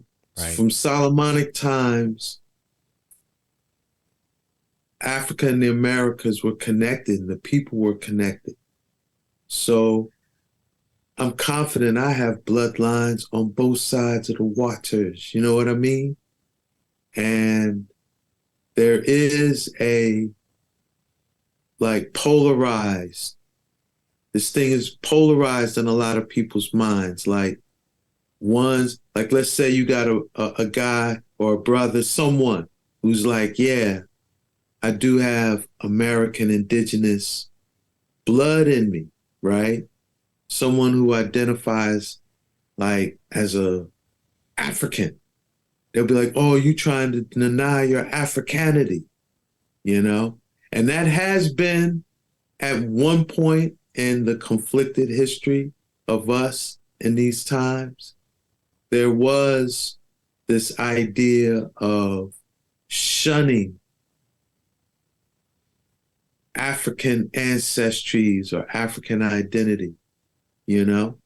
But I feel like just because you recognize that you may have American ancestries, you're not denying your African ancestries. It should be both and, you know? Because there wasn't this void of African connection or African presence in the Americas pre-Columbus, you know? Right. So, yeah, we got to embrace it all. And our story does have to be told. If you want to know the fullness of the story of the Americas, you can't not factor a whole continent, particularly the one if you want to take the safest, quickest way across the Atlantic that the currents and the wind afford is right off the coast of West Africa. You know? Right. Yeah. You can't not factor that in the equation. So give thanks for the opportunity to build on that. And I look forward to coming forward and maybe touching on who are the Olmecs. Because another thing too, there's a lot of tradition. I guess this will go forward to what they call Atlantis, where when you study Kemet, hey, they say the ones who founded Osar, he came from the West. You know, he came from the underworld, which the West is, you know. It's under the world. It's on the opposite side of the world. The first underworld was the West. There's 7 underworlds. Before you get underground, you had to come west in Kemet tradition. And that's where they say Asar ultimately came from in founding Kemet, right? So there's been exchange between the lands from long time. And the confusion of nations, races, tongues, and complexion has added a lot of complexity to it, you know? But yeah, man, so for ones to be able to come together and talk about it without fear, shame, or prejudice is important. Agreed. And it's the right example for others, you know? So give thanks, Mark. Yo, it's so wild, right? I gotta say this before we close out because I saw you on Forbidden Knowledge News. Chris Matthew, I think. Is that his name? Yes, sir. Yeah. Because I had been on his channel before. And so I'm subscribed to his channel. And man, I was thoroughly impressed with your presentation, man. Because it started with you focusing on what's the boy? Count Saint Germain, who's a character. We didn't even get into the Wissahickon today, too. That's something else we're gonna have to get deeper into, right? But Count Saint Germain lived up here where the queens meet, up in the Wissahickon, man. He lived on that that Pangean microcontinent too. Oh It man. planted a whole lot of seeds. Even the you were talking about those angelical movements, like 7 Day Adventists Right. and I don't, but a couple of the other orders like America's True Religions. You know what I mean? These things starting here. He spawned them right here, right? So when I saw like, oh, someone's breaking down Count Saint Germain, let me tune in, right? And I thoroughly enjoyed that part. But man, when you started decoding New Haven, even though I saw your name, I didn't make the connection of like, oh, this is Mike's boy. This is Mike Wan's boy. I done met him. He got great mystery. He's got Free Your Mound, right? I'm just listening to you decode New Haven. And man, I was like, yo, this brother, he's on it like what? You know? Like, Oh, that's too kind. like Thank you. he decoded New Haven like I would. And then to find out, oh, because what happened was I shared the video. I'm in a group chat with Mike and other geomancers, right? So I shared your video in the group chat. And Mike was like, yo, this is my man. You know him. He's trying to get you on the show. That's how all this unfolded. So, Right. you know, I'm saying all that to say that your work speak for yourself, you know? Thank you. And I'm thankful it unfolded that way so that I even just have a deeper understanding of your angle, where you're coming from and what you're dealing with, you know? Absolutely. Yeah. Thank you. I appreciate that. I'm glad it unfolded that way too, because now you see where I'm coming from. In my interview style, I try to like throw things in. So yeah, it's better that you were aware of that ahead of time. If you're ever coming up this way, feel free to get in I touch. look I'd love forward to to that. love to show you around. Mike's still got to Yeah, make yeah, his yeah. way It up sounds here like a too. nice spring adventure. Indeed. Indeed. Well, Ross Ben, remind the people where they can find you. You got a website, you got an Instagram. You also have an Instagram clone faker who's going around. So just be careful, folks. Make sure you subscribe to the Yeah. right I'm not gonna Instagram. come in your trust me, I don't really deal with IG too much. Okay. I just realize if you don't have an IG, you don't exist. Yeah. You know, sad to say, that's what it is. Like, but yeah, I will not slip in your messages, your Right. DMs talking about, hey, you want a virtual massage or whatever. I'm not offering anything like that on IG. So yeah, if someone approaches you feigning to be me, I'm not that one. Yeah. Okay. My Unfortunate to one-stop see shop that. on the internet is rossben.com. Right. And I'm in the process of transitioning my book order fulfillment to Amazon. And that should happen soon, like probably within the next couple of weeks. Okay. And that'll just help facilitate international as well as timely mailings. So a lot of times I might not be in town for any given stretch.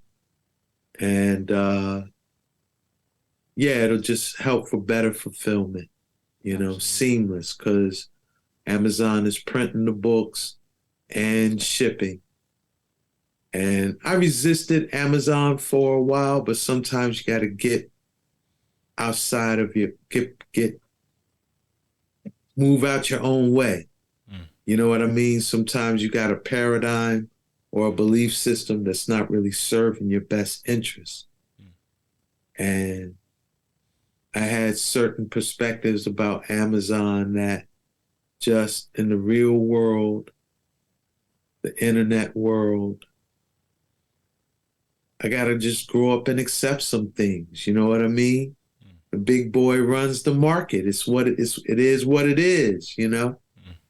So y'all can look forward to that coming soon. You know. Yeah, I hope people do. And the links will be in the description. You could, of course, search Ross Ben on Amazon when that's all through, and you'll get all the books there.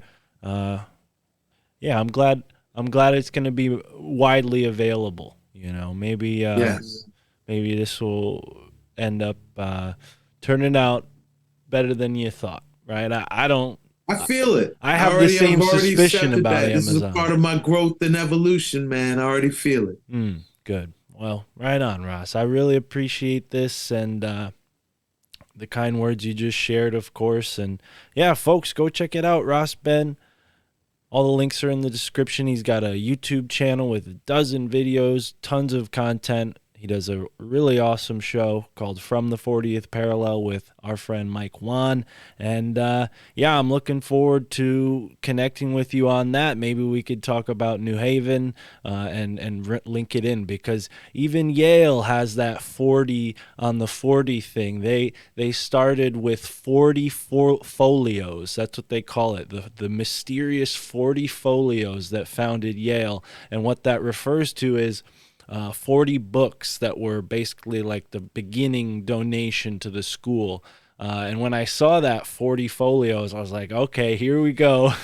Let's see what this has to, what this brings, because I know that 40 is not accidental, right? So, yeah, I'm Absolutely. looking What forward. degree of longitude are y'all on? Y'all on the 41st? Yeah. The 42nd is the border between Massachusetts and Connecticut. So we're somewhere between 41 and 42. Interesting. Yeah.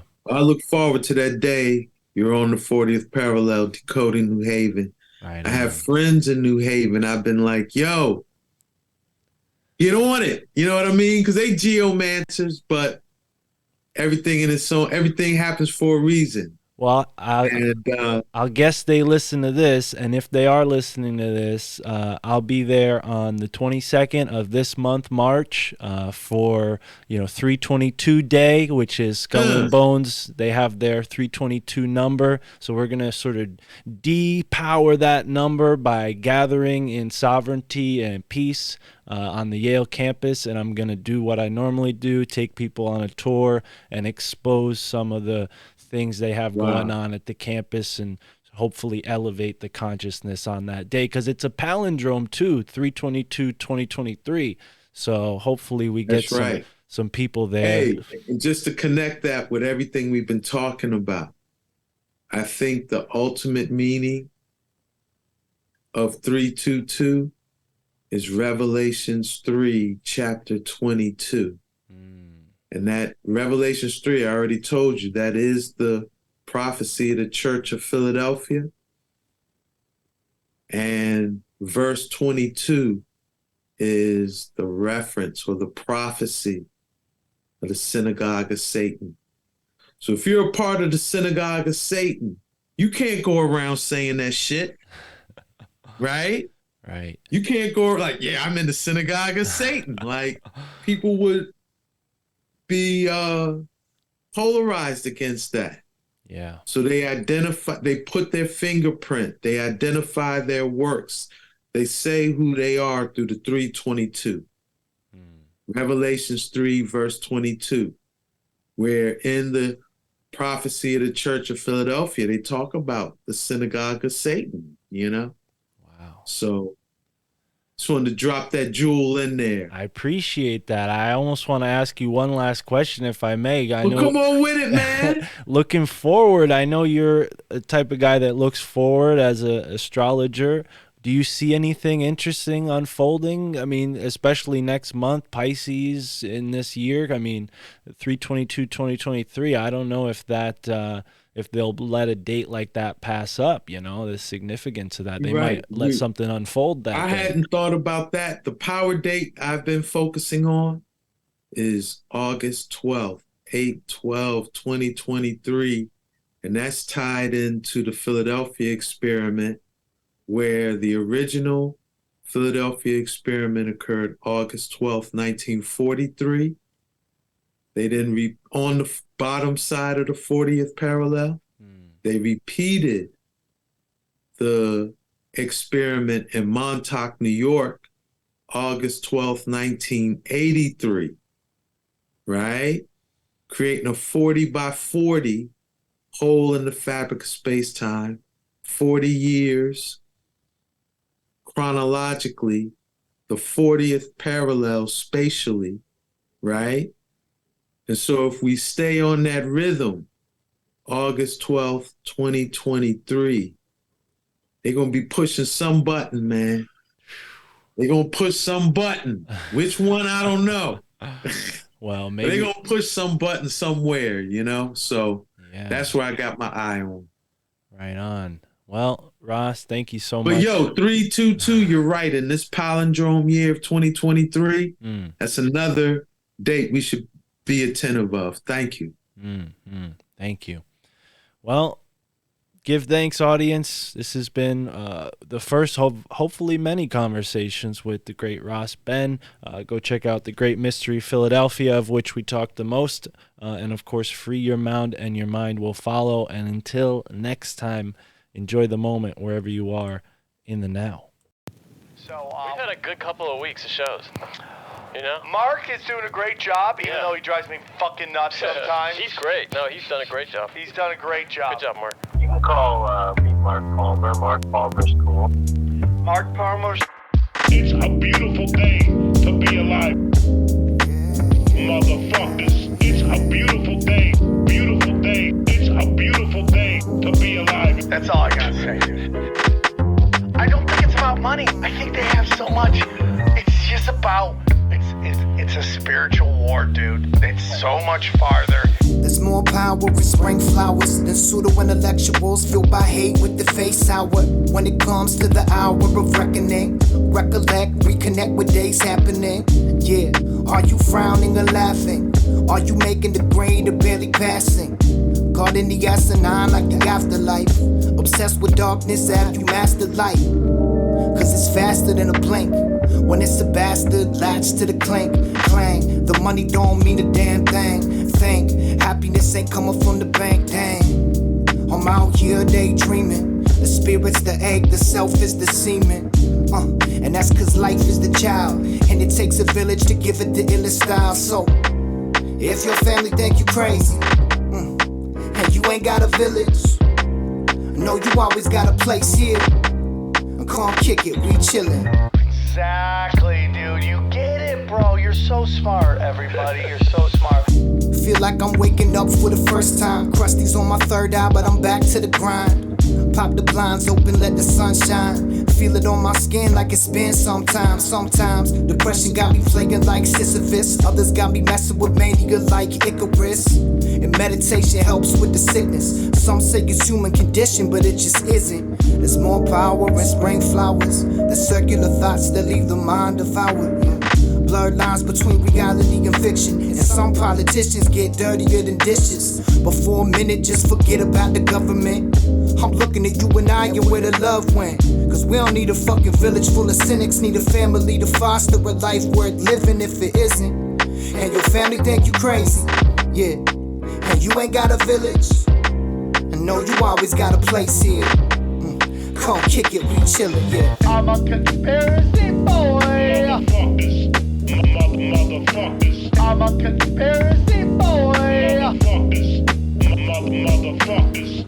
Yeah. I'm a psychic. I'm a prophet, bro. Why are you questioning that? Yeah. It's a beautiful day. Beautiful day. I never trust a dude in a sweater. That's all I gotta say, dude.